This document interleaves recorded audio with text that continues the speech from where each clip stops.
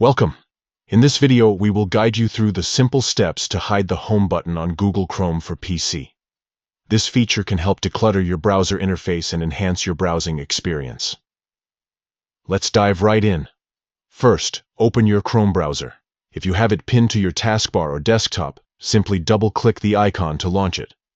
Once it's open, look at the top right corner of the browser window. Next, click on the three dots located at the upper right corner. This is known as the Customize and Control Google Chrome menu. A drop-down menu will appear with various options. Now, scroll down and select Settings from this menu. This action will take you to the Settings page where you can customize various features of your browser. Once you're in the Settings menu, look for the Appearance section on the left-hand side. Click on it to access appearance-related settings for your Chrome browser. In the Appearance section, you will see an option labeled Show Home button. If this option is currently enabled, you will notice a toggle switch next to it. To hide the Home button, simply click on this toggle switch to turn it off. When it's disabled, the Home button will no longer be visible on your toolbar. And that's it.